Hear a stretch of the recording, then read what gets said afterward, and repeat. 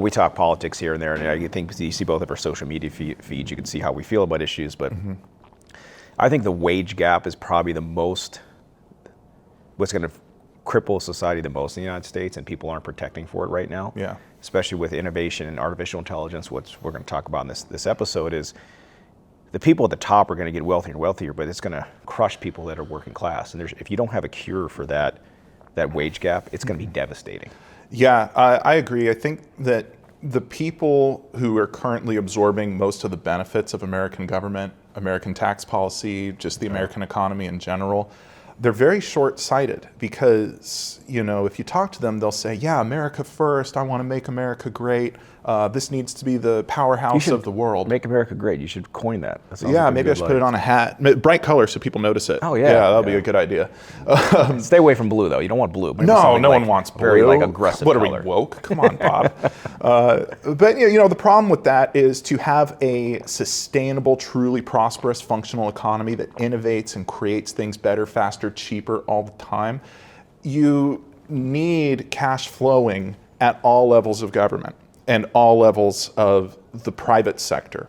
And you don't get that when you have all your money getting swollen at the top and stuck in tax-advantaged accounts, sometimes not even in the US. That's not functional capital.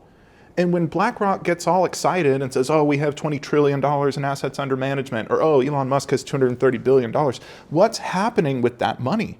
It's not going into research and development like it's supposed to, Fun fact. It's going to quote unquote a charitable trust, which nobody sees or it's committed for years for the tax deduction. Exactly. And that's what really frustrates me is all of that capital is so much more useful in the hands of working class people because they go to the store and they buy deodorant, toilet paper, food, electronics. If they're doing well, they buy cars. And that's how you build a really good industrialized modern economy. And God forbid you have an emergency like, I don't know, a global pandemic. Because of that big, strong demand side economics you had before the emergency, you have the infrastructure and manufacturing capacity to respond to it. You don't end up like we had at the tail end of the Trump administration where we were essentially begging other countries for masks because we didn't have the domestic capacity we used to. That's a scary situation. And I'm not saying that happened because of billionaires hoarding wealth. I'm saying it's a side effect. Ultimately, we need to figure out, this is the last thing I wanted to share here. This highlights the problem. Boeing has its 33,000 workers on strike right now. Part of what they're fighting for is in 2014, they lost their pensions. It was a defined benefit plan that gives you secure retirement for life.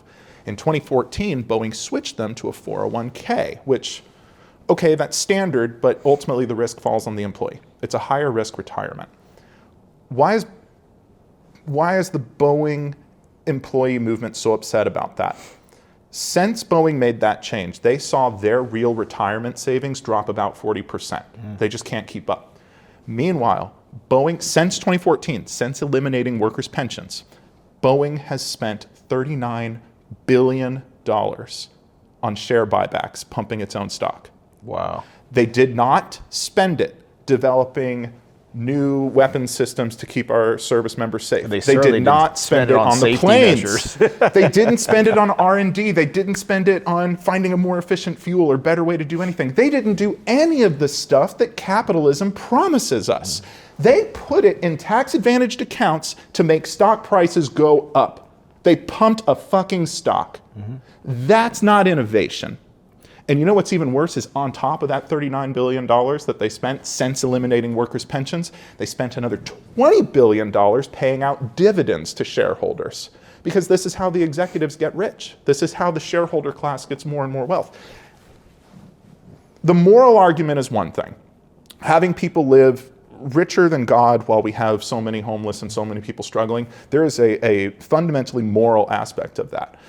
But if the moral aspect doesn't move your heart and soul, think of the national security aspect. Where is your domestic production? How do you keep the leading edge to compete on a global scale? Where is our R&D? Is our consumer class in a place where they're able to innovate, where they're going to be strong and healthy enough to step up if the nation has a great emergency? Like we're about to get hit by Hurricane Milton right after Helene. We need a strong domestic economy with people who are doing well enough to help each other out when we need it. So if the moral aspect of the wealth gap doesn't move you, please consider the economic and national security implications as well. Both are so logical, you think that people would agree with it, but no. It's logical, and I would hope that, but short-term greed is a very powerful drug, Bob. It is a powerful drug. Speaking of powerful drugs, give me another pour of Heck this, 'cause yeah, I'm man. liking this. I could get into some clean living for a couple hours, Yeah, dude. Well, maybe. there's a lot of caffeine in these. Gotta admit, How much I haven't caffeine done is this in here? before. 160 milligrams a can. Okay.